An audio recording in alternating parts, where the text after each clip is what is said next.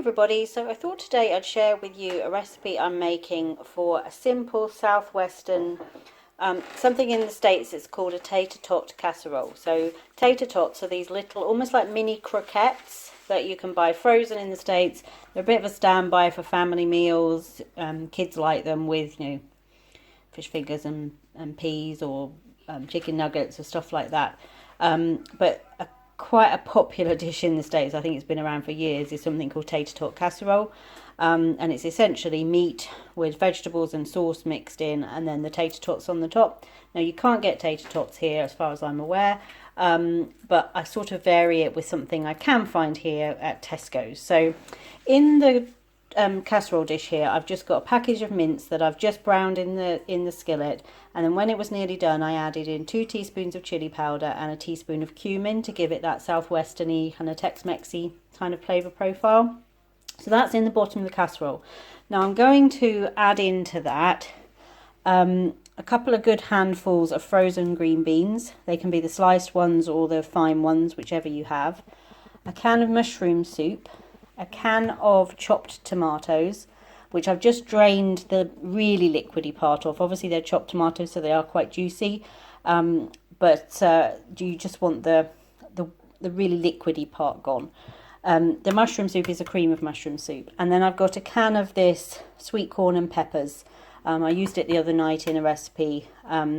Usually can find those at the bigger grocery stores, but if you can't, you can just use regular sweet corn. The peppers, you could add some chopped pepper to it if you wanted to. You could also add some chopped mushrooms, something like that, if you wanted to. And then when that's all mixed together, I'm going to top it with these. So these are from Tesco, and they're crispy potato pops, and they're just fluffy little mashed potato balls with a crispy golden shell. And these will be a good alternative to tater tots. I have found in one of my old American recipe books a picture of tater tots, so that's what they look like. You can see they're little like partial croquettes. This is a recipe very similar to the one I'm making tonight. But you just can't. You could use croquettes if you didn't mind having something a bit bigger on the top of your casserole, or you could get them and cut them in half before you put them on. But I just find that these work just as well. So I'm going to just combine that all together, and then I'll show you it again before I put it in the oven. So there you go. You can see I've layered everything up. I've just poured the mushroom soup over the top as the last thing, but you can see bits of the tomato, the green beans, the corn in there, and then the little potato pops I've just layered over the top. Now, if you were using tater tots in the States, they're kind of squarish, so it's easy to cover the whole thing. These are round, so I've just scattered the whole package across the top.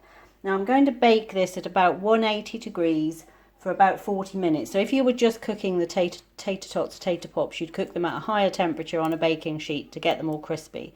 But I want to cook these for longer at a lower temperature to make it really casserole-y and give a chance for all the flavours to develop. The potatoes will still go crispy on the top, but it's just they're at a slightly lower temperature for longer. So I'm going to cook it for about 40 minutes, and then I'll come back and show you how it turns out at the end.